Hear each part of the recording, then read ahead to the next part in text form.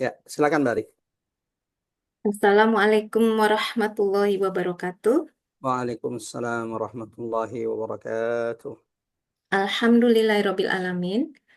Segala puji dan syukur hanya milik Allah Subhanahu wa taala semata karena hanya dengan nikmat dan karunia-Nya kita semua di siang hari ini bisa berkumpul kembali untuk melanjutkan eh, ibadah tadabbur bersama, yaitu saat ini kita sudah sampai di bagian ke-17 ya, mentadaburi surat Al-A'raf. eh, yang mana karena surat ini cukup banyak ayatnya, ini sudah ke-17 kalinya ya di hari ini, dan mudah-mudahan kita semua diberikan nikmat sehat walafiat, nikmat panjang umur yang penuh dengan keberkahan, nikmat keistiqomahan, dan juga diberikan kemudahan dalam memahami dan mengambil ibroh manfaat dari setiap kajian tadabbur kita. Alhamdulillah sudah hadir bersama kita semua Ustadz Umar Maka yang sudah siap untuk memberikan kajian tadabbur untuk siang hari ini. Maka untuk mempersingkat waktu, kami persilahkan Ustadz untuk dimulai kajian tadabburnya. Tafadol. Masya Allah. Barakallahu fiq Mbak Ari dan seluruh pengurus dan jamaah Majelis Ta'lim Rabbani yang semoga senantiasa dalam penjagaan perlindungan Allah Subhanahu wa taala. Mari luruskan niat dan kita lanjutkan kembali tadabbur Quran kita sesuai urutan turunnya surah itu kepada Nabi Sallallahu Alaihi Wasallam, dan alhamdulillah kita sudah sampai di surah ke-39 sesuai dengan urutan turun, yaitu surah Al-A'raf. Walau urutannya dalam mushaf Quran, surah ini terdapat pada surah ke-7 dalam urutan mushaf. Tetapi di urutan turunnya kepada Nabi, surah Al-A'raf ini termasuk surah Makkiyah. Makkiyah itu adalah surah ayat yang diturunkan kepada baginda Nabi Sallallahu Alaihi Wasallam sebelum hijrahnya Nabi dari kota Makkah menuju kota Madinah Al-Munawwarah. Dan kalau kita memperhatikan karakteristik ciri-ciri dari surah ini yang berbicara tentang keagungan Al-Quran, berbicara tentang hari akhirat, juga berbicara tentang sikap manusia terhadap Al-Quran, baik itu orang-orang beriman dan sikap orang-orang kafir yang mendustakan Al-Quran. Serta surah Al-A'raf ini bercerita tentang umat-umat terdahulu yang dibinasakan, dihancurkan Allah Subhanahu wa Ta'ala. Hari ini insya Allah kita akan melanjutkan bagian ke-17 dari surah Al-A'raf. Seperti yang disampaikan Bari, bahwa mengingat surah ini memang salah satu dari As-Sab'ut Tiwal, 7 surah yang panjang di dalam Al-Quran, sehingga kita membutuhkan waktu yang lebih banyak, dan hari ini adalah pertemuan ke-17 di surah Al-A'raf ini. Masya Allah. Mudah-mudahan hari ini ada ilmu yang bermanfaat, ada rahmat, ada petunjuk yang Allah karuniakan kepada setiap di antara kita. Bismillahirrahmanirrahim. Assalamualaikum warahmatullahi wabarakatuh. Alhamdulillah. Alhamdulillahilladzi la ilaha illa huwal ahadus samad. لم يلد ولم يولد ولم يكن له كفوا أحد. أشهد أن لا إله إلا الله وحده لا شريك له، وأشهد أن محمدا عبد الله ورسوله المبعوث رحمة للعالمين. اللهم صل وسلم على محمد وعلى آله وصحابته ومن تبعهم بإحسان إلى يوم الدين. أما بعد، اللهم ارفعنا بالقرآن، اللهم انفعنا بالقرآن، اللهم علمنا القرآن. قل إن صلاتي ونسكي ومحياي ومماتي لله رب العالمين، رضيت بالله ربا وبالإسلام دينا وبمحمد صلى الله عليه وسلم نبيا ورسولا. Ikhwatal iman azanallahu wa iyyakum ajmain. Bapak-bapak, ibu-ibu peserta tadabbur Quran sesuai urutan turunnya kepada baginda Nabi sallallahu alaihi wasallam, yang semoga senantiasa dalam penjagaan perlindungan Allah Subhanahu wa taala. Mengawali tadabbur Quran kita pada kesempatan kali ini, mari sama-sama kita memulakan dengan mengagungkan asma Allah di majelis ini. Subhanallah walhamdulillah wa la ilaha illallah, Allahu akbar. Mudah-mudahan saat ini Allah turunkan rahmat, Allah turunkan keberkahan di tengah-tengah kita saat ini. Mudah-mudahan ada malaikat-malaikat Allah yang senantiasa beristighfar, memohonkan ampun siapapun yang hadir di majelis ini. Mudah-mudahan jamaah rahmat Allah, kita tidak meninggalkan majelis ini kecuali Allah sudah gugurkan, Allah sudah bersihkan, Allah sudah hapuskan dosa-dosa setiap di antara kita. Allahumma amin. Allahumma amin ya rabbal alamin. Salawat dan taslim semoga senantiasa tercurahkan kepada baginda Nabi sallallahu alaihi wasallam yang kita umatnya bersaksi annahu ballaghar risalah, bahwasanya Nabi Muhammad sallallahu alaihi wasallam telah menunaikan risalah, telah menasihati umatnya, telah berjihad dengan sebenar-benarnya jihad di jalan Allah Subhanahu wa taala sampai dengan perjumpaan dengan Allah Subhanahu wa taala. Mudah-mudahan Allah senantiasa mampukan kita mendadani berkumpul kepada baginda Nabi sallallahu alaihi wasallam. Ibunda Aisyah pernah ditanya, "Ya Ummul Mukminin, kaifa kana khuluq Rasulillah sallallahu alaihi wasallam?" Wahai Rasulullah, seperti apa akhlak baginda Nabi sallallahu alaihi wasallam? Ibunda Aisyah berkata, "Kana khuluquhul Quran." Sesungguhnya akhlak Rasulullah adalah Al-Quran. Jemaah rahmatullah, ikhwatal iman azanallahu wa iyyakum ajmain, seperti biasa sebelum kita mulai tadabbur Quran kita, sebelum kita memulai memetik ibrah, pelajaran, tazkirah, peringatan serta hidayat, petunjuk-petunjuk dari keagungan ayat-ayat Allah dalam Quran surah Al-A'raf ini, sama-sama kita lembutkan hati kita, sama-sama kita bersihkan jiwa kita dengan membaca beberapa ayat dari surah Al-A'raf yang kita tadabburi hari ini. Kita akan mulai dari ayat 138 ya. Tadabburnya kita mulai dari ayat 138 sampai dengan ayat 143. Mudah-mudahan insya Allah Allah mudahkan dan kita akan membaca beberapa ayat dari surah Al-A'raf ini. Mari niatkan yang terbaik. Semoga setiap huruf yang kita baca kelak menjadi pemberat timbangan amal kebaikan kita. Mudah-mudahan bacaan-bacaan Quran kita ini semakin meneguhkan, menguatkan, menyabarkan kita di jalan Allah Subhanahu wa taala. Mudah-mudahan bacaan Quran kita hari ini menjadi syifa, penyembuh bagi setiap di antara kita, baik itu penyakit-penyakit hati yang ada dalam dada kita, atau juga penyembuh bagi penyakit fisik yang mungkin saat ini di antara jamaah yang membersamai kita di tadabbur ini ada yang sedang Allah uji dengan penyakit.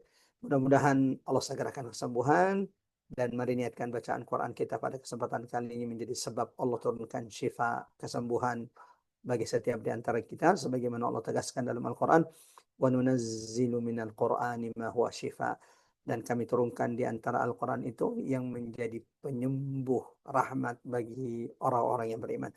Silahkan dibuka mushafnya. Kalau Quran yang digunakan oleh jamaah, mushaf yang digunakan adalah mushaf cetakan Madinah, maka ayat 138 surah Al-A'raf itu terdapat di halaman 167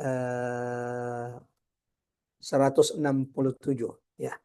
Kalau memang saat ini kondisinya tidak memungkinkan untuk membaca surah Al-A'raf ini, maka silahkan jamaah rahmatullah, ikhwatal iman azanallahu wa iyyakum ajmain, dilihat di layarnya, ataupun kalau mungkin tidak memungkinkan, ikhwatal iman azanallahu wa iyyakum ajmain, silahkan didengarkan ikhwatal iman azanallahu wa iyyakum ajmain bacaan Quran saat ini. Mudah-mudahan insyaallah siapapun yang membaca, siapapun yang mendengarkannya mendapatkan rahmat terbaik dari Allah Subhanahu wa taala. Silahkan masing-masing membaca tanpa harus mengaktifkan mikrofonnya. A'udzu billahi minasy syaithanir rajim. Bismillahirrahmanirrahim. وجاوزنا ببني إسرائيل البحر فأتوا على قوم يعكفون على أصنام لهم قالوا يا موسى اجعل لنا إلها كما لهم آلهة قال إنكم قوم تجهلون إن هؤلاء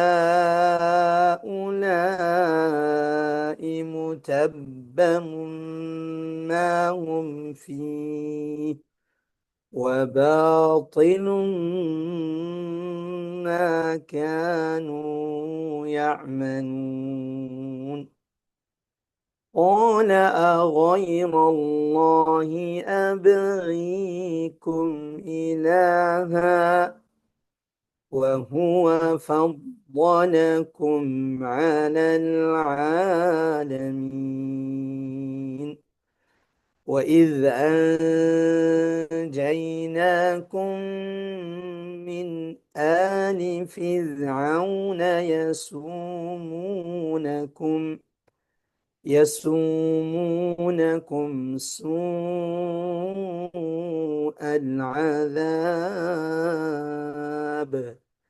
يقتلون أبناءكم ويستحيون نساءكم وفي ذلكم بلاء من ربكم عظيم. Allahumma arhamna bil Quran, Allahumma arhamna bil Quran. Silakan Bari, ada yang baca terjemahan dari ayat 138 sampai dengan ayat 143. Tafadhali, silakan. Baik Ustadz, ibu-ibu jamaah Majelis Taklim Robani, mungkin ada yang berkenan untuk membantu membacakan. Ibu Ani mungkin? Ya, siap. Insya Allah. Silahkan. 138 sampai 143. Ya. A'udzubillahi minasyaitonirrajim. Bismillahirrahmanirrahim. Al-A'raf ayat 138. Dan kami selamatkan Bani Israel menyeberangi laut itu, bagian utara dari Laut Merah. Ketika mereka sampai kepada suatu kaum yang tetap menyembah berhala, mereka, Bani Israel, berkata, "Wahai Musa, buatlah untuk kami sebuah Tuhan berhala, sebagaimana mereka mempunyai beberapa Tuhan atau berhala." Musa menjawab, "Sungguh kamu orang-orang yang bodoh. Sesungguhnya mereka akan dihancurkan oleh kepercayaan yang dianutnya dan akan sia-sia apa yang telah mereka kerjakan." Dia, Musa berkata, "Pantaskah aku mencari Tuhan untukmu selain Allah, padahal Dia yang telah melebihkan kamu atas segala umat pada masa itu." Dan ingatlah wahai Bani Israel, ketika kami menyelamatkan kamu dari Fir'aun dan kaumnya, yang menyiksa kamu dengan siksaan yang sangat berat, mereka membunuh anak-anak laki-lakimu dan membiarkan hidup anak-anak perempuanmu. Dan pada yang demikian itu merupakan cobaan yang besar dari Tuhanmu. Dan kami telah menjanjikan kepadamu Musa memberikan Taurat 30 malam. Dan kami sempurnakan jumlah malam itu dengan 10 malam lagi. Maka sempurnalah waktu yang telah ditentukan Tuhannya 40 malam. Dan Musa berkata kepada saudaranya yaitu Harun, "Gantikanlah aku dalam memimpin kaumku dan perbaikilah dirimu dan kaummu. Dan janganlah engkau mengikuti jalan orang-orang yang berbuat kerusakan." Dan ketika Musa datang untuk munajat pada waktu yang telah kami tentukan dan Tuhan telah berfirman langsung kepadanya, Musa berkata, "Ya Tuhanku, tampakkanlah dirimu kepadaku agar aku dapat melihat engkau." Allah berfirman, "Engkau tidak akan sanggup melihatku. Namun lihatlah ke gunung itu. Jika ia tetap di tempatnya sebagai sedia kala, niscaya engkau dapat melihatku." Maka ketika Tuhannya menampakkan keagungannya kepada gunung itu hancur luluh dan Musa pun jatuh pingsan. Setelah Musa sadar, dia berkata, "Maha suci engkau, aku bertobat kepadamu engkau, dan aku adalah orang yang pertama-tama beriman." Sadaqallahul azim. Maha benar Masya Allah Allah. dengan segala firman. Allahumma arhamna bil Quran, Allahumma arhamna bil Quran. Barakallahu fiik kepada seluruh jamaah yang dirahmati Allah yang sudah sama-sama membaca surah Al-A'raf ayat 138 sampai dengan ayat 41, dan alhamdulillah kita baru saja mendengarkan terjemahan dari beberapa ayat bagian ke-17 surah Al-A'raf yang insya Allah akan kita tadabburi pada kesempatan kali ini. Jemaah yang dirahmati Allah, ikhwatal iman azanallahu wa iyyakum ajmain. Di pertemuan sebelumnya, bagian ke-16 tadabbur surah Al-A'raf, kita sudah menjelaskan bagaimana Allah Subhanahu wa taala menyelamatkan Bani Israel dari penyiksaan yang mereka dapatkan dari Firaun dan tentara-tentaranya. Ya. Lalu bagaimana Allah Subhanahu wa taala membinasakan Firaun serta seluruh pengikut-pengikutnya ketika mereka ditenggelamkan Allah Subhanahu wa taala. Setiap Firaun dan pengikutnya itu menyiksa Bani Israel, maka setiap itu pula lah Allah kemudian mengirimkan bencana, mengirimkan azab kepada Firaun dan pengikut-pengikutnya. Di antara azab yang Allah timpakan kepada Firaun dan pengikut-pengikutnya karena menyiksa Bani Israel, jamaah rahmatullah, ikhwatal iman azanallahu wa iyyakum ajmain. Allah sebutkan di ayat 133 surah Al-A'raf, fa'arsalna alaihimut tufan. Ya. Allah kirimkan kepada mereka topan, ya, angin topan yang menghancurkan. Lalu mereka datang kepada Musa alaihissalam minta agar siksaan itu diangkat oleh Allah. Dan jika siksaan itu diangkat, mereka akan beriman kepada Musa. Ya. Sayangnya ketika itu diangkat, ternyata Fir'aun kembali menyiksa Bani Israel. Maka Allah mengirim al-jarad. Allah mengirim belalang lagi-lagi untuk memperingatkan mereka agar beriman kepada Musa dan agar mereka berhenti menyiksa orang-orang beriman dari Bani Israel. Ketika diangkat, ya seperti sebelumnya mereka datang kepada Musa minta agar azab itu diangkat, lalu kemudian mereka akan beriman. Ternyata lagi-lagi ketika azab hukuman itu diangkat, mereka kembali kepada kekufuran mereka, maka Allah mengazab mereka kembali dengan kutu, kemudian dengan katak kodok, ya, kemudian dengan darah. Bukti yang nyata di hadapan Firaun dan pengikut-pengikutnya. Sayangnya kesombongan Firaun, keangkuhan Firaun tidak membuat ia dan pengikut-pengikutnya bisa merasakan, melihat kebesaran ayat-ayat Allah Subhanahu wa taala. Dan ini menjadi nasihat penting bagi kita semuanya jemaah rahmatullah yang mentadabburi surah ini, bahwa al-kibr, kesombongan itu adalah salah satu sebab tertutupnya hidayah Allah kepada kita semuanya. Iblis tertutup hidayah itu jauh dari rahmat Allah karena ia menyombongkan dirinya. Seperti itulah kemudian Namrud, Fir'aun, umat-umat terdahulu yang menolak kebenaran yang diperlihatkan, disampaikan, dibawa oleh para nabi dan rasul, disebabkan karena kesombongan yang mereka miliki, yang mereka jaga. Dan ini nanti insya Allah akan ditegaskan di surah Al-A'raf ini di beberapa ayat berikutnya yang insya Allah akan kita tadabburi. Akhwatal iman azanallahu wa iyyakum ajmain, jamaah yang dirahmati Allah. Di bagian ke-17 surah Al-A'raf ini, dari ayat 138 sampai ayat 141, Allah Subhanahu wa taala menceritakan kisah Bani Israel kepada kita.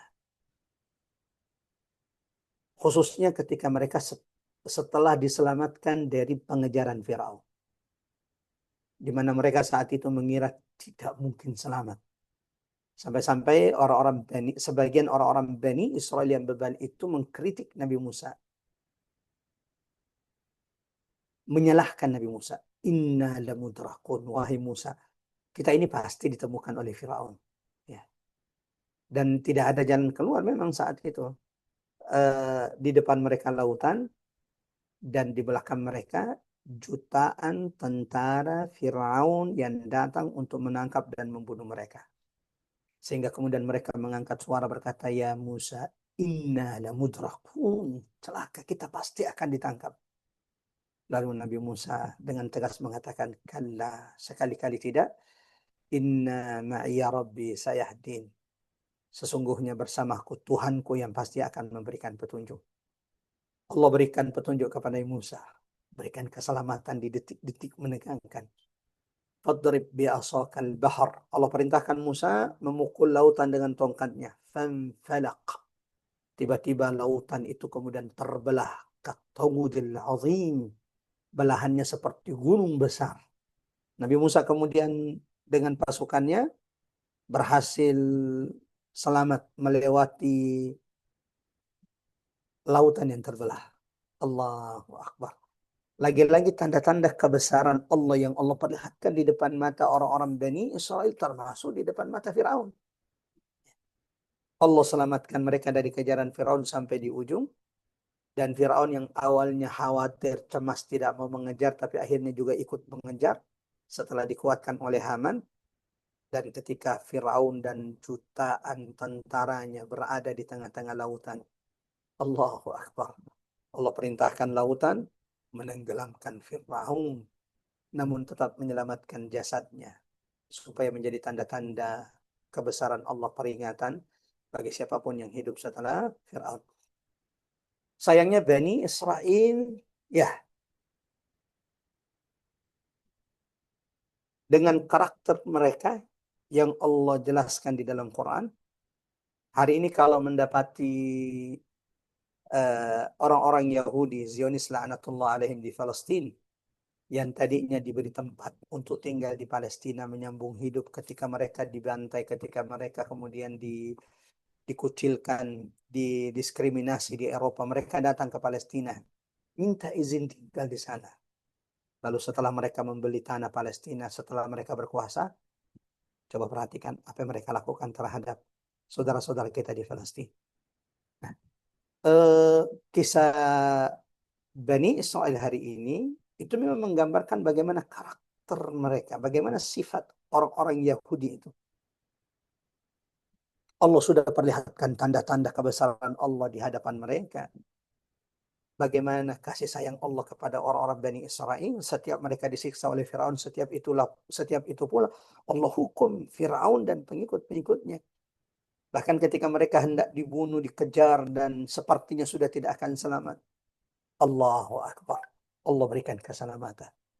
Tapi lihat apa yang mereka kemudian lakukan setelah mereka diselamatkan dari kejaran Firaun. Ternyata mereka ingin punya berhala yang mereka sembah. Waliyadzubillah. Mari kita dengarkan. Wajawazna bi bani Israil al-bahr. Dan kami seberangkan Bani Israel melintasi lautan, sehingga mereka tidak tertangkap oleh Firaun dan pengikut-pengikutnya. Mestinya kan setelah mereka selamat, Allahu Akbar, di depan mata mereka, coba bayangkan sedikit sejenak. Kalau kita mungkin Masya Allah ya, kita mungkin belum berhenti merinding itu bagaimana kita bisa akhirnya selamat dari kejaran Firaun dengan jutaan pasukannya. Di depan mata kita, lautan itu terbelah. Allah, kebayang? Ini bukan ada jembatan, tidak. Air dari dua sisi itu berhenti. Masya Allah. Di depan mata mereka. Mereka melihat lautan terbelah. Di sisi kanan, sisi kiri mereka itu, air itu berhenti, tidak bertemu. Demi memberi jalan kepada mereka, agar mereka selamat dari kejaran Firaun. Kan mestinya setelah selamat di seberang, sujud syukur, memuji Allah, memperbanyak ibadah setelah itu. Sayangnya tidak dengan orang-orang Bani Israel, kaum yang bebal, yang Nabi Musa itu bersabar membersamai mereka. Ya. Allah jelaskan di ayat ini, setelah mereka diselamatkan oleh Allah, diselamatkan dari kejaran Firaun sampai di seberang lautan, dan Firaun di depan mata mereka dibinasakan, dihancurkan Allah. yang tadinya mungkin mereka tidak pernah membayangkan Firaun itu akan hancur, mengingat pasukannya yang begitu banyak, bangunan yang begitu kokoh. Wa fir'auna dzil autad. Firaun yang memiliki begitu banyak pasukan.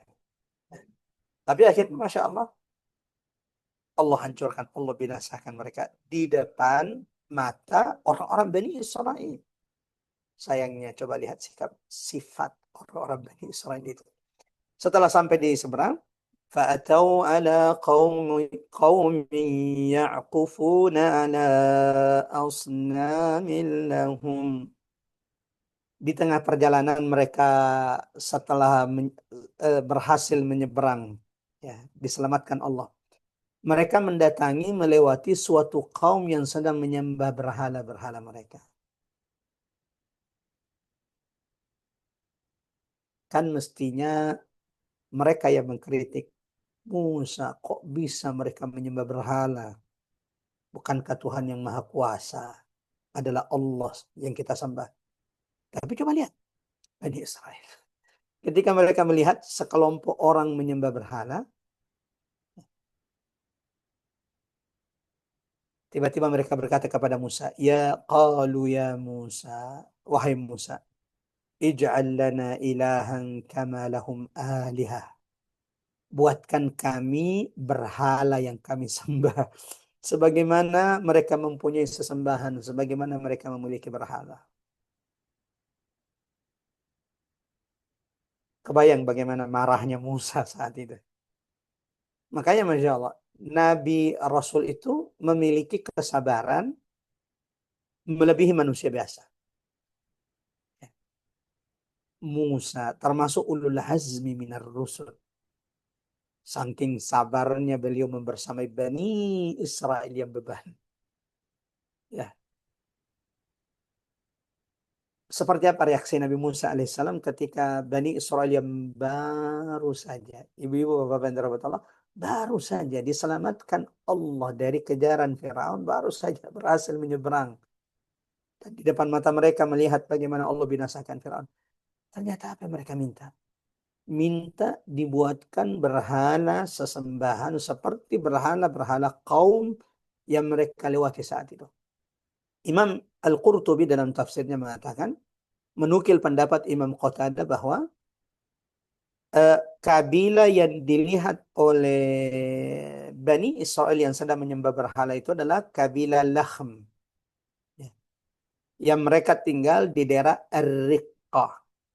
Hari ini beberapa ulama mengatakan Ar-Riqqah itu berada di bagian Suriah. Wallahu a'lam bishawab. Yang saat itu kabilah yang mereka dapati menyembah berhala itu sedang menyembah berhala yang berbentuk patung sapi. Nah, dari sinilah menurut sebagian ulama Samiri yang akhirnya menyesatkan Bani Israel menyembah patung sapi al-ijl, ya, dari sini inspirasinya bahwa dulu Bani Israel itu ketika baru saja diselamatkan Allah dari kejaran Firaun dan mereka melihat bagaimana Allah binasakan Firaun di depan mata mereka, pernah meminta kepada Musa dibuatkan berhala yang mereka sembah seperti kabilah-kabilah Lahab itu menyembah berhala. Dan ternyata bentuk berhalanya itu adalah patung sapi.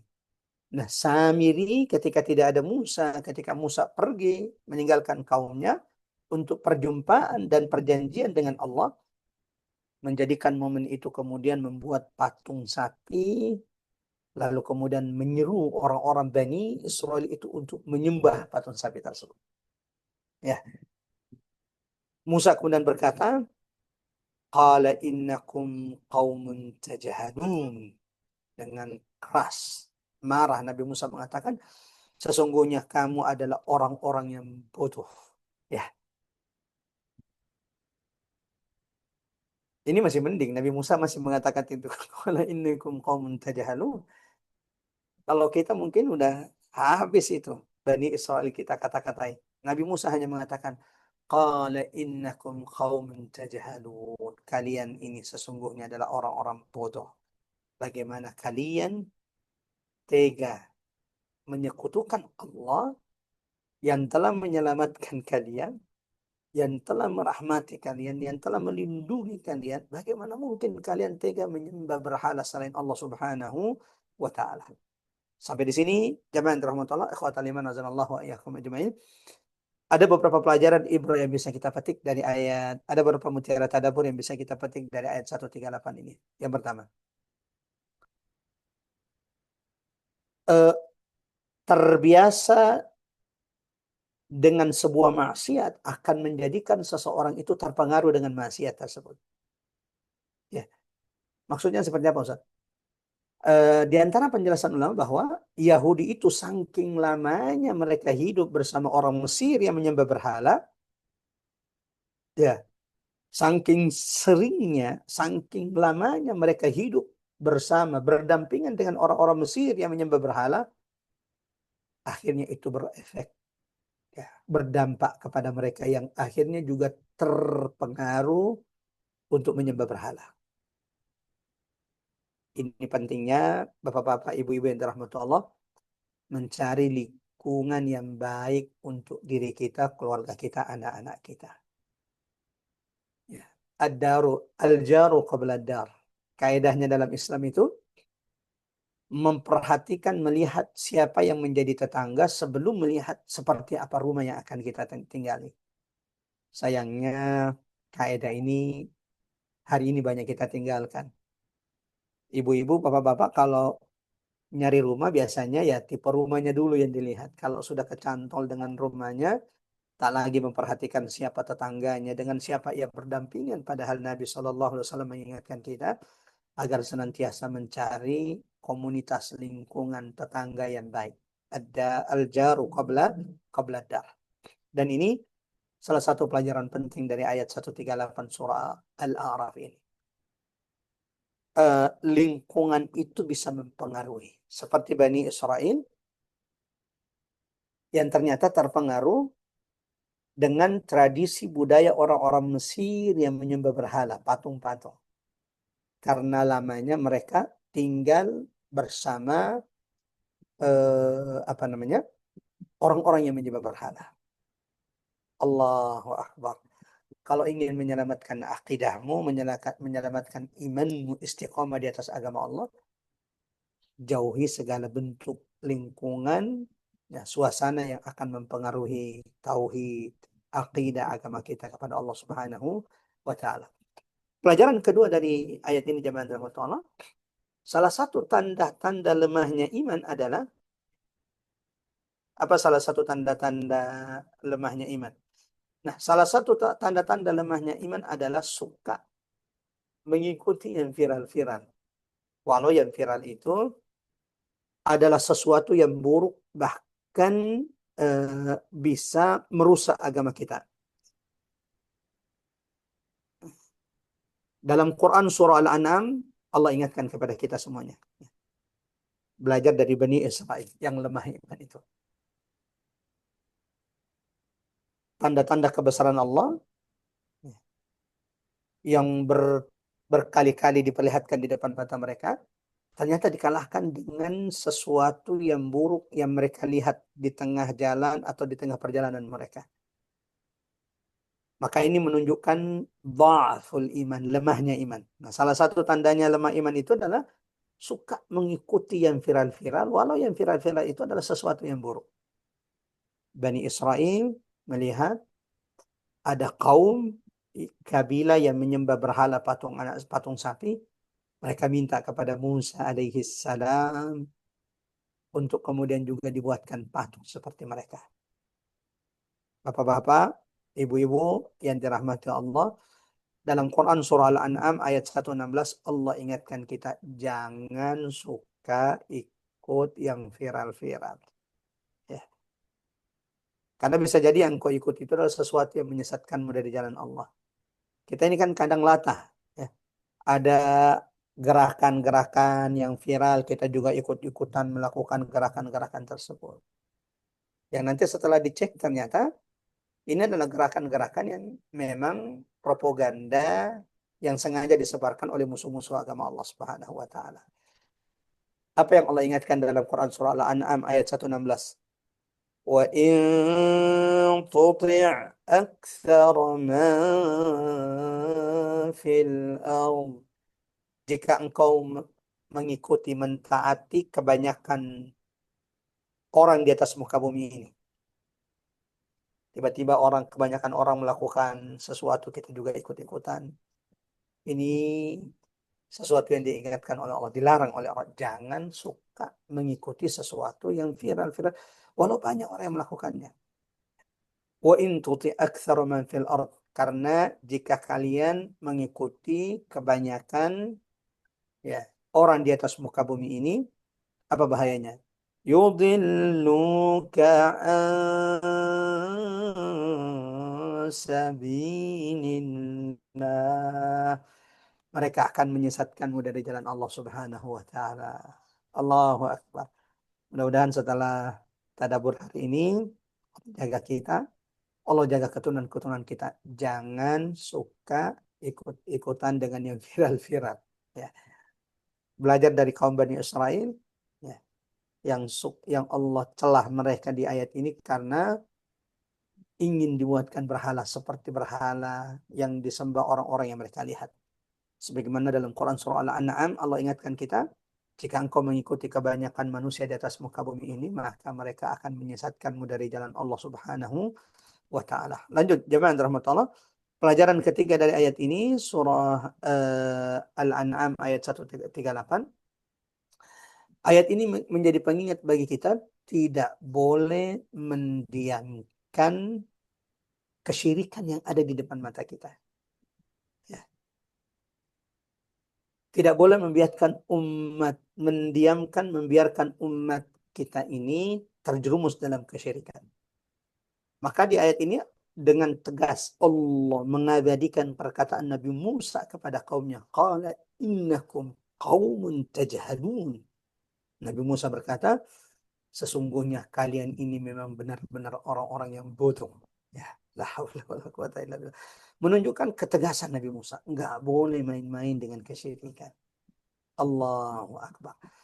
Salah satu tantangan dakwah kami saat ini ketika kembali meninggalkan Jakarta ke perkampungan di pedalaman adalah mengingatkan saudara kita dari tradisi-tradisi yang memang ketika kita timbang dengan Quran dan hadis, kebiasaan tradisi-tradisi ini menjerumuskan kepada kesyirikan.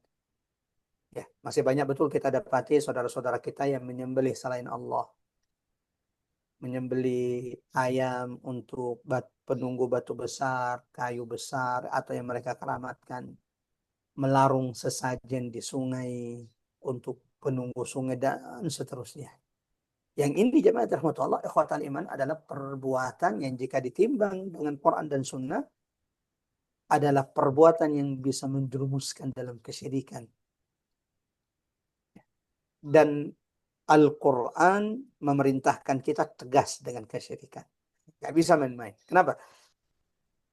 Ahlul kabair, pelaku dosa-dosa besar selain kesyirikan itu masih bisa mereka masuk surga. Mereka yang penjudi, mereka yang minum khamar, setelah mereka dibersihkan di neraka, mereka masih bisa harapan masuk surga. Tapi pelaku kesyirikan yang menyekutukan Allah, menyembah berhala selain Allah, Allah tegaskan berulang-ulang di dalam Quran bahwa pelaku kesyirikan itu khalidina finnar, kekal di neraka. Maka salah satu doa Nabi Ibrahim yang Allah abadikan dalam Quran, dan ini juga penting untuk kita perbanyak dibaca, wajnubni wa baniya an na'budal asnam. Ya Allah, jauhkan hambamu ini, jauhkan keturunan-keturunan hamba dari menyembah berhala. Semoga doa ini Allah mampukan kita untuk memperbanyak, dijadikan wirid dalam kehidupan kita, agar Allah menjaga diri kita, menjaga keturunan-keturunan kita, dijauhkan dari segala bentuk kesyirikan, baik itu yang kita ketahui atau kemudian tidak ketahui. Ini pelajaran ketiga, bahwa tidak boleh membiarkan, tidak boleh mendiamkan kesyirikan. Ulama itu, nabi itu, dai itu, ustadz itu harus tegas ketika mendapati kesyirikan di tengah masyarakat. Karena dosa yang paling dibenci, dosa yang paling besar yang tidak ada ampunannya jika kita tidak bertobat adalah menyekutukan Allah Subhanahu wa taala. Kita lanjut ayat berikutnya jamaah rahmatullah, ayat 139. Inna haula'i mutabbarum ma hum fi wa batilum ma kanu ya'malun. Setelah Nabi Musa mengatakan bahwa sesungguhnya kalian adalah orang-orang yang bodoh, Nabi Musa kemudian memberikan penjelasan kepada Bani Israel yang saat itu minta dibuatkan berhala seperti berhala orang-orang kabilah Bani Laham atau yang mereka lihat.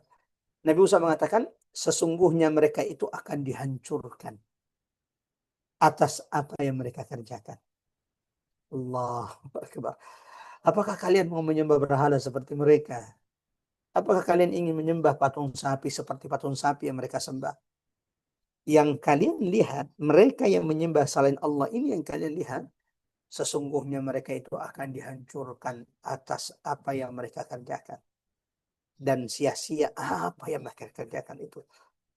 Tidak akan bermanfaat sedikit pun perilaku-perilaku mereka kelak di hadapan Allah Subhanahu wa taala. Coba yang terhormat ikhwatal iman azanallahu wa iyyakum ajmain. Ada dua tadabbur, dua pelajaran penting kalau kita perhatikan di ayat 139 ini. Satu, Nabi Musa menegaskan kepada kaumnya, dan ini pelajaran penting bagi kita semuanya. Quran itu petunjuk bagi orang-orang beriman. Allah tidak menceritakan, mengkisahkan kisah Bani Israel kepada kita semuanya, kecuali agar kita umat Nabi Muhammad SAW menjadikan itu sebagai ibrah, menjadikan itu sebagai pelajar, menjadikan itu sebagai tazkirah, peringatan, agar kita tidak melakukan kerusakan seperti yang mereka lakukan. Nikmat yang begitu banyak Allah berikan kepada kita, nikmat tempat tinggal, nikmat keturunan, nikmat pasangan, dicukupkan makanan, diberikan rasa aman. Jangan sampai nikmat-nikmat ini kita lalaikan, kita lupakan, kita lupa untuk mengembalikan, mensyukurinya kepada Allah dengan menambah ketaatan, ketakwaan kita kepada Allah. Malah sebaliknya seperti Bani Israel. Yang kita hormati adalah mereka yang bukan memberi rezeki kepada kita. Yang kita lebih taati ternyata atasan-atasan kita yang ketika kita mati mereka tidak akan bisa berbuat apa-apa untuk kita. Sementara Allah Ar-Razzaq Ar-Rahman yang maha kuasa atas segala sesuatu, yang telah memberikan nikmat yang tidak pernah bisa kita hitung, malah kita lupakan. Alhaakumut takatsur hatta zurtumul maqabir. Pelajaran pertama dari ayat ini, jamaah yang dirahmati Allah, ikhwatal iman azanallahu wa iyyakum ajmain, kesyirikan itu mendatangkan bencana dan musibah. Ya. Segala bentuk kesyirikan itu akan mendatangkan kehancuran. Baik itu kehancuran di dunia, kebinasaan di dunia, terlebih kehancuran, kebinasaan di akhirat. Begitu banyak kisah yang Allah abadikan di dalam Quran, bagaimana umat-umat terdahulu itu dibinasakan, dihancurkan Allah karena kesyirikan yang mereka lakukan. Mulai dari kisah kaum Nuh alaihi salam yang menyembah berhala-berhala. Allah timpahkan kepada mereka tsunami terbesar dalam sejarah umat manusia. Allahu Akbar. Disebabkan kesyirikan. Apa lagi? Kaum Nabi Ad yang juga dihancurkan Allah karena kesyirikan yang mereka lakukan, dan mereka tidak mengindahkan peringatan Nabi dan Rasul yang Allah utus kepada mereka. Tidak cukup kaum Ad, kaum Samud juga Allah kisahkan berulang-ulang kisahnya kepada kita. Bagaimana Allah hancurkan mereka, bagaimana Allah binasakan mereka karena kesyirikan yang mereka lakukan. Dan di ayat ini Allah tegaskan melalui lisan Nabi Musa alaihissalam, Inna ha'ulai mutabbarun ma hum fi. Sesungguhnya mereka itu akan dihancurkan atas apa yang mereka pekerjakan, mereka lakukan. Yang kedua, jamaah terhormat, ayat ini juga menegaskan bahwa orang yang melakukan kesyirikan itu akan sia-sia amalnya. Nah, ini yang menakutkan. Kita merasa sudah melakukan kebaikan, puluhan tahun kita merasa sudah melakukan kebajikan, ihsan, tapi ketika kita tergelincir dalam kesyirikan, tidak mengindahkan peringatan-peringatan Allah, maka kebaikan-kebaikan yang kita lakukan, segala bentuk amal kita ini sia-sia di hadapan Allah Subhanahu wa taala. Wa batilum ma kanu fihi ya'malun, dan sia-sialah apa yang mereka kerjakan itu. Sebagaimana hal ini juga Allah tegaskan jemaah rahmatullah dalam Quran surah ke-39, Quran surah Az-Zumar ayat 65. وَلَقَدْ أُوحِيَ إِلَيْكَ وَإِلَى الَّذِينَ مِنْ قَبْلِكَ, dan sesungguhnya telah diwahyukan kepadamu dan telah diwahyukan kepada orang nabi-nabi sebelummu, kepada orang-orang sebelummu, لئن أشركت ليحبطن أملك, ketika engkau menyekutukan Allah maka akan sia-sia amal-amalmu. ولا تكونن من الخاسرين, dan kalian akan menjadi orang-orang yang merugi di hadapan Allah Subhanahu wa taala. Wal iyadu billah. Ini dua hal yang menjadi bahaya dari kesyirikan. Satu, kesyirikan itu sebab kehancuran, belajar dari umat-umat terdahulu. Yang kedua, kesyirikan itu, bapak-bapak, ibu-ibu yang dirahmati Allah, semoga Allah jauhkan kita, keturunan kita Allah jauhkan. Bahaya dari kesyirikan adalah kesyirikan itu menjadi sebab amal-amal kita tertolak, sia-sia, menjadi fata morgana di sisi Allah Subhanahu wa taala. Allahumma ya arhamar rahimin, inna na'udzubika an nusyrika bika wa nahnu na'lam. Ya Allah, kami berlindung kepadamu dari menyekutukan sementara kami menyadarinya, dan kami berlindung kepadamu dari menyekutukanmu ya Allah Tuhan kami sementara kami tidak menyadarinya. Lanjut ayat 140 jemaah rahmatullah. Nabi Musa kemudian mengingatkan kaumnya. Qala aghayra Allahi abghikum ilaha. Nabi Musa ingatkan kaumnya, mendebat kaumnya, mengingatkan akan karunia yang mereka miliki itu datangnya dari Allah, bukan dari berhala yang mereka hendak ingin sembah itu. Qala aghayra Allah. Musa berkata, apakah aku akan mencari sesembahan untuk kalian selain Allah? Wa huwa faddalakum 'alal 'alamin. Sementara dialah Allah, bukan berhala, bukan kayu besar, ya, bukan batu besar seperti yang disembah orang-orang musyrik di masa Nabi SAW. Ya. Wa huwa faddalakum 'alal 'alamin. Dialah Allah yang telah melebihkan kalian atas segala umat-umat dahulu. Nah, dalil ini juga sering digunakan oleh orang-orang Yahudi mengatakan bahwa memang umat terbaik di atas muka bumi ini adalah kami. Toh di Quran kalian juga disebutkan kan di ayat 140 surah Al-A'raf, wa huwa faddalakum 'alal 'alamin. Allah itu yang telah memberikan kelebihan kepada kalian atas segala umat-umat terdahulu. Bagaimana membantahnya jemaah terhormat? Benarkah orang Yahudi menurut ayat ini? Jawabannya benar. Tapi itu dulu. Ketika mereka tunduk taat kepada Taurat yang Allah turunkan kepada Nabi Musa alaihissalam. Tapi ketika mereka sudah menyimpang dari ajaran Nabi Musa, Allah telah mencabut al-afdaliyah, keutamaan, kemuliaan tersebut dari mereka. Lalu siapa yang terbaik hari ini? Kuntum khaira ummatin ukhrijat linnas. Ya, umat terbaik hari ini adalah umat Nabi Muhammad sallallahu alaihi wasallam. Maka kita perlu senantiasa mensyukuri nikmat menjadi umat Nabi Muhammad. Raditu billahi rabba wa bil islami dina wa bi Muhammadin sallallahu alaihi wasallam nabiyan wa rasula. Jemaah rahmatullah, ikhwatal iman azanallahu ayyakum ajmain. Apa pelajaran dari ayat 140 ini? Salah satu pelajaran penting dari ayat ini jemaah rahmatullah adalah keteguhan seorang nabi, keteguhan seorang dai, keteguhan seorang ulama yang bernama Musa alaihissalam. yang tetap istiqamah, teguh mengikuti petunjuk Allah dan tidak mau mengikuti kebanyakan keinginan Bani Israel umatnya. Qala Allah.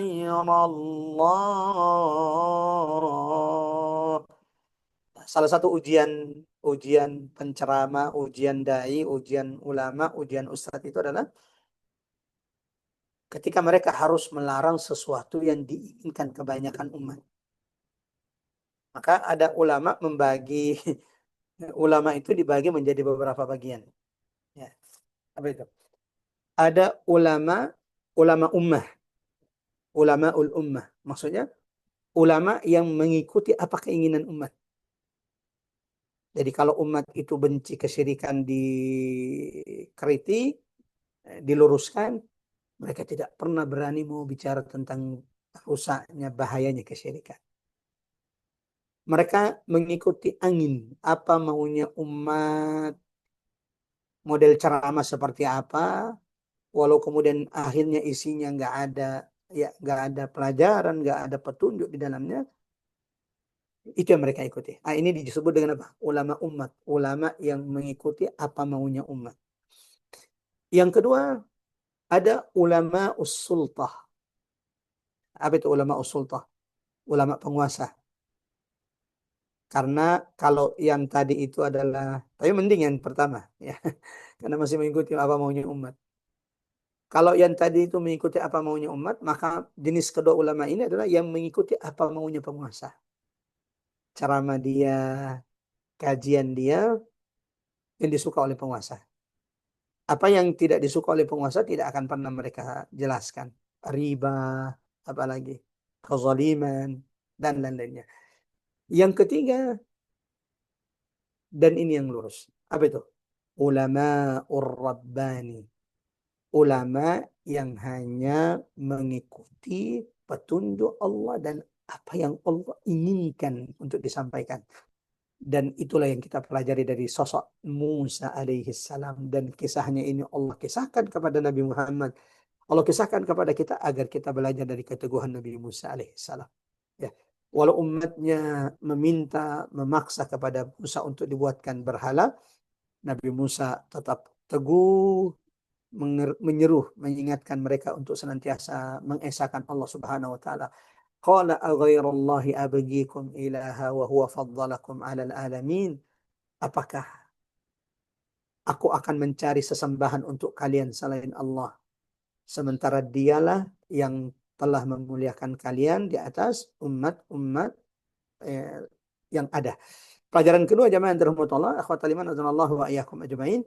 Ini juga mengingatkan kepada kita pentingnya senantiasa mengulang-ulang di tengah masyarakat, menyampaikan kepada umat bahwa setiap nikmat yang kita dapatkan, yang kita rasakan, yang dikaruniakan kepada kita, itu hanya datangnya dari Allah.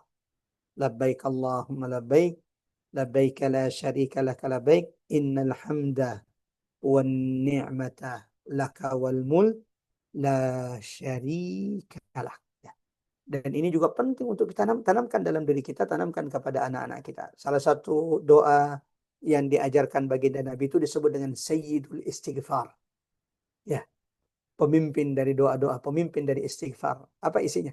Allahumma anta rabbi la ilaha illa anta khalaqtani wa ana abduka wa ana ala ahadika wa wa'adika mastata'at. A'udhu bika min syarri ma sana'at. Abu'u laka bi ni'matika alayya. Allahu Akbar. Ya, doa yang begitu indah. Abu'u laka bi ni'matika alayya. Allah. Aku datang mengakui kepadamu ya Allah bahwa nikmat karunia ini hanya datang darimu, bukan dari yang lain. Lanjut ayat berikutnya, jamaah rahmatullah, ikhwatal iman radhiyallahu wa iyyakum ajmain, ayat 141. Wa idh anjaynakum min ali fir'auna yasumunakum su'al adzab. Dan ingatlah wahai Bani Israel, ketika kami menyelamatkan kalian dari penindasan keluarga Firaun yang menimpakan siksaan yang sangat buruk kepada kalian. Yasumunakum su'al adzab. Ya. Seperti apa siksaan buruk yang ditimpakan Fir'aun kepada Bani Israel? Dijelaskan di lanjutan ayatnya. yuqattiluna abna'akum.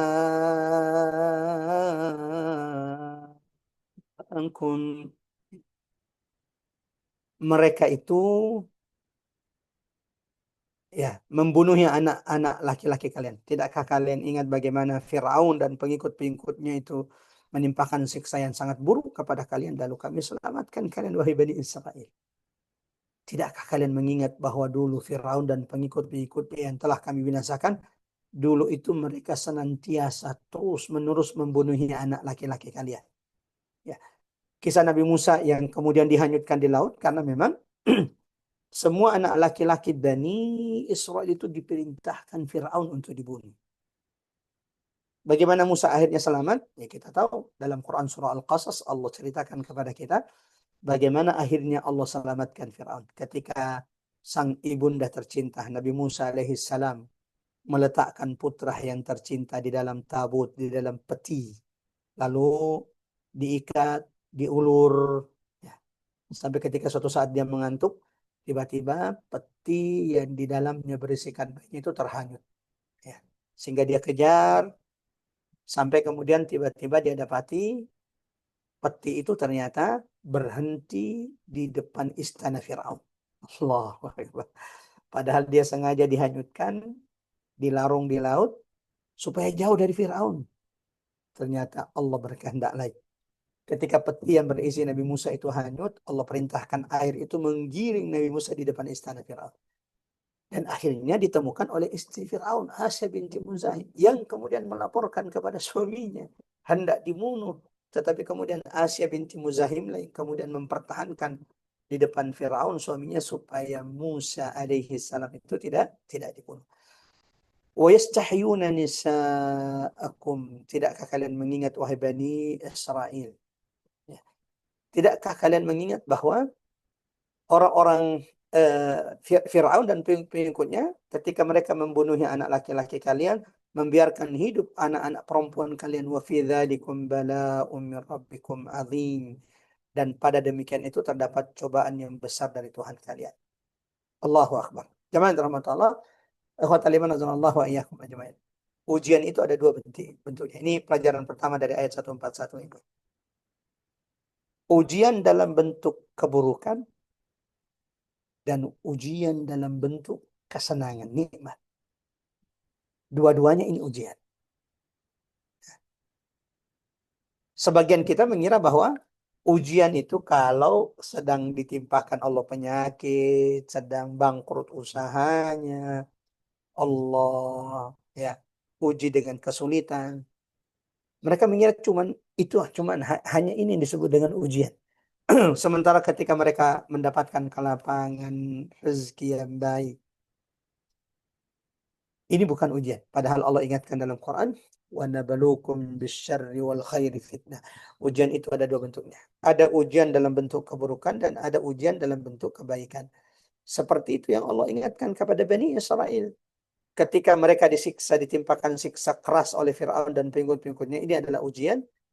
Tapi ketika mereka juga diselamatkan Allah dari pengejaran Fir'aun, diberi kemudahan oleh Allah Subhanahu wa Ta'ala setelah diselamatkan dari Fir'aun, ini juga ujian. Ya. Apakah mereka bersyukur kepada Allah Subhanahu wa Ta'ala?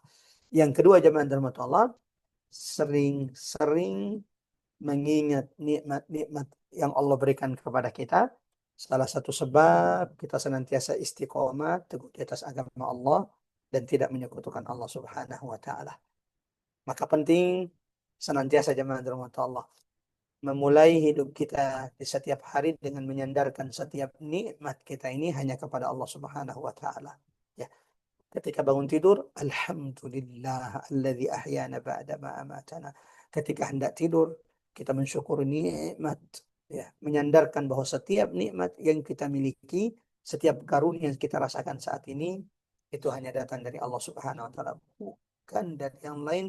Maka jangan pernah menyekutukan Allah. Jangan mengikuti perilaku orang-orang musyrik, perilaku orang-orang yang bebal dari kalangan ahli kitab sebelum kita, yang baru saja diperlihatkan tanda-tanda kebesaran Allah, ternyata mereka kemudian ingin menyembah sesembahan berhala selain Allah Subhanahu wa Ta'ala. Kita cukupkan sampai di sini. Ayat 142 dan 143 jamaah rahmatullah. Di dua ayat ini, ya, ini nanti akan kita lanjutkan insya Allah. Allah menjelaskan perjanjian, perjumpaan, perjumpaan Nabi Musa dengan Allah Subhanahu wa Ta'ala. Allahu Akbar. Salah satu nikmat karunia yang Allah berikan kepada Nabi Musa alaihissalam, Allah pernah melakukan perjanjian dengan Nabi Musa, perjumpaan dengan Nabi Musa selama 30 tahun, 30 hari. Lalu kemudian Nabi Musa alaihissalam menambah menambah 10 hari sehingga semuanya 40 hari. Ya. Dalam kondisi ketiadaan Musa di tengah Bani Israel, Samiri menyesatkan Bani Israel, membuat mereka menyembah berhala. Dan itu dijelaskan di ayat-ayat setelah ayat 141 yang kita tadabburi hari ini. Ada yang mengatakan bahwa Nabi Musa alaihissalam 30 hari perjanjian dengan Allah itu adalah 30 hari bulan Dzulqa'dah. Jadi itu di bulan Dzulqa'dah, 30 hari itu. Lalu kemudian beliau kemudian ditambah menjadi 10 hari sehingga menjadi 40 hari. 10 hari tambahannya adalah 10 hari pertama bulan Dzulhijjah. Dan peristiwa Nabi Musa akhirnya berbicara langsung dengan Allah Subhanahu wa Ta'ala, jamaah rahmat Allah, di hari perjumpaan, di hari perjanjian, itu terjadi di tanggal 10 Dzulhijjah di hari raya. Ya.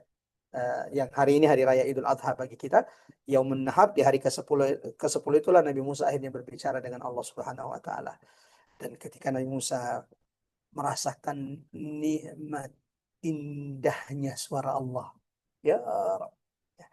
Ini bukan suara Syekh Sudais, ini bukan suara baginda Nabi, tapi ini suara Rabbus Samawati wal Ardh yang didengarkan oleh Nabi Musa. Dan beliau merasakan nikmatnya mendengarkan suara Tuhannya. Di saat itulah Nabi Musa meminta yang lain, meminta yang lebih. Setelah dia mendengarkan indahnya, nikmatnya suara Tuhan yang tidak pernah dia rasakan keindahan sebelumnya, ia ingin lebih. Apa itu? Ingin melihat Allah langsung. Apakah Nabi Musa berhasil melihat Allah? Apa yang terjadi? Ini akan kita bahas insya Allah di tadabbur bagian ke-18 dari surah Al-A'raf ini. Kita cukupkan sampai di sini jamaah rahmatullah. Seperti biasa kita tutup dulu majelis ini, kemudian setelah itu kita buka sesi tanya jawab. Kita tutup dengan sama-sama baca surah Al-Asr. A'udzu billahi minasyaitonir rajim. Bismillahirrahmanirrahim. Wal 'asr innal insana lafi khusr illa alladziina amanu wa 'amilus solihati wa tawasaw bil haqqi wa tawasaw bis sabr. Kita tutup dengan doa kafaratul majelis. Subhanakallahumma wa bihamdik, asyhadu an la ilaha illa anta, nastaghfiruka wa natubu ilaik. Wa sallallahu ala Muhammad wa ala ali Muhammad walhamdulillahi rabbil alamin. Wassalamualaikum warahmatullahi wabarakatuh. Silakan Bari. Waalaikumsalam warahmatullahi wabarakatuh. Terima kasih Ustadz. Sekarang kita buka sesi tanya jawab. Silahkan Bapak dan Ibu yang ingin mengajukan pertanyaan, kami beri kesempatan. Bisa langsung unmute atau bisa menuliskan pertanyaannya di room chat.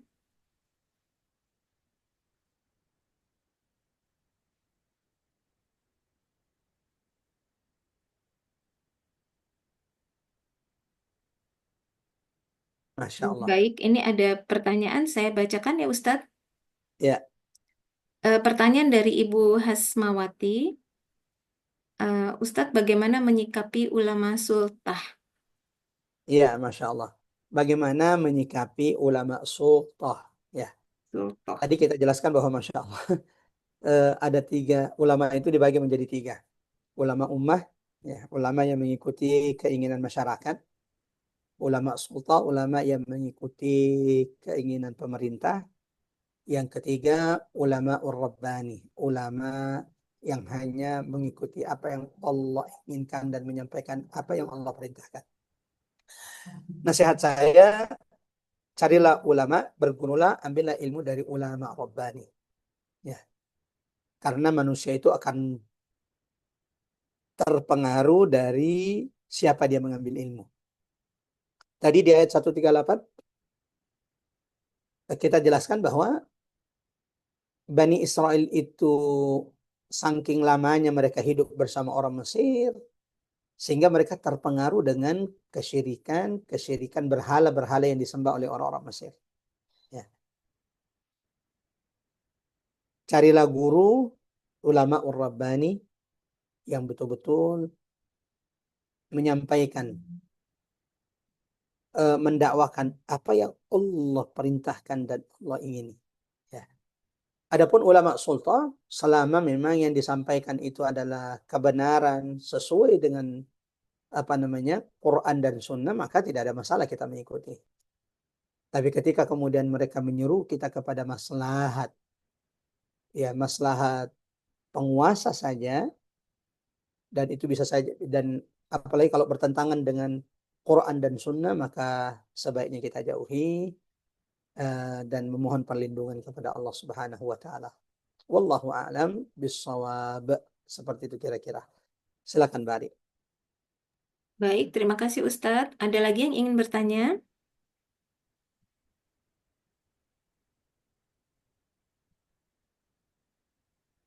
Silakan Bu Ani, Bu Fauzia mungkin ingin bertanya, atau Ibu Ike.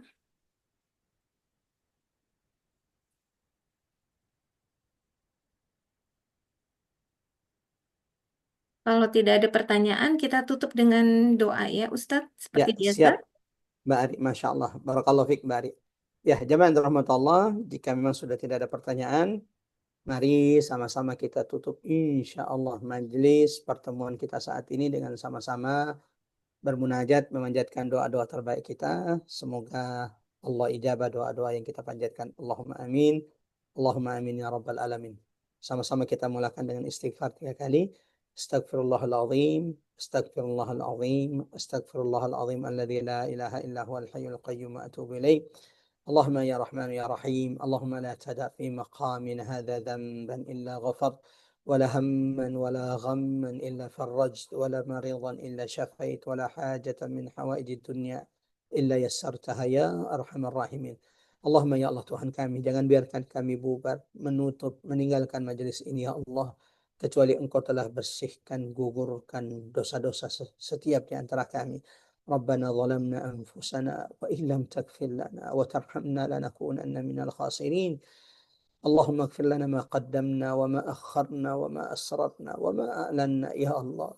Kau Tuhan kami yang maha mengetahui apa yang kami perlihatkan dan apa yang kami sembunyikan. Ya Allah, ampunkan dosa-dosa yang terlihat dari kami. Dan ampunkan pula ya Allah, ya Rahman, Tuhan kami dosa-dosa yang tersembunyi yang tidak diketahui oleh manusia dari kami. Allahumma ya Allah, ya Arhamar Rahimin, jangan biarkan kami bubar meninggalkan majelis ini ya Allah, kecuali siapapun yang sakit di antara jamaah majelis Taklim Rabbani, kerabat, sahabat jamaah majelis Taklim Rabbani. Ya Allah, karuniakan kesembuhan kepada mereka. Allahumma ya Rabban nas, adhibil ba'as, ishfi anta syafi, la shifaan illa shifa'uk, shifaan la yughadiru saqaman wala alaman. Allahumma ya Allah ya Rahman ya Rahim, Kau yang maha kuasa atas segala sesuatu. Tidak ada yang mudah kecuali kemudahan datang darimu ya Allah. Siapapun saat ini sedang kesulitan, siapapun di antara kami yang saat ini punya hajat, ya Rabb Tuhan kami, mudahkan setiap hajat, mudahkan setiap niat-niat kebaikan yang diniatkan oleh saudara-saudara kami. Rabbana ظلمنا أنفسنا وإن لم تغفر لنا وترحمنا لنكونن من الخاسرين. اللهم يا مقلب القلوب ثبت قلوبنا على دينك. اللهم إنا نسألك بأسمائك الحسنى وصفاتك العلى أن تجعل القرآن ربيع قلوبنا ونور صدورنا وجلاء أحزاننا وهمومنا وغمومنا يا أرحم الراحمين. اللهم اجعلنا من أهل القرآن أهلك وخاصتك. اللهم ارزقنا تلاوة القرآن آناء الليل وأطراف النهار. ربنا هب لنا من أزواجنا وذرياتنا قرة أعين واجعلنا للمتقين إماما. ربنا اغفر لنا ولوالدينا وارحمهما كما ربونا صغارا. ربنا آتنا في الدنيا حسنة وفي الآخرة حسنة وقنا عذاب النار. وصلى اللهم على محمد وعلى آل محمد والحمد لله رب العالمين. Semoga Allah ijabah doa-doa kita. Allahumma amin. Allahumma amin ya rabbal alamin. Barakallahu fikum. Wassalamualaikum warahmatullahi wabarakatuh. Waalaikumsalam warahmatullahi wabarakatuh. Terima kasih Ustadz. Barakallahu fiik. Terima kasih Bapak dan Ibu semua yang sudah menyimak kajian ini dari awal sampai akhir. Mudah-mudahan bisa mendapatkan manfaatnya. Mohon maaf lahir batin kalau ada kekurangan kami dan mudah-mudahan kita bisa bertemu lagi di Rabu mendatang. Minggu depan kita lanjutkan dengan kajian Sirah Nabawiyah ya, untuk apa namanya, seperti lanjutan dari yang sebelumnya juga. Jadi kita selang-seling tadabur, kemudian Sirah Nabawiyah, tadabur lagi, seperti itu seterusnya. Terima kasih. Wabillahi taufik wal hidayah. Wassalamualaikum warahmatullahi wabarakatuh.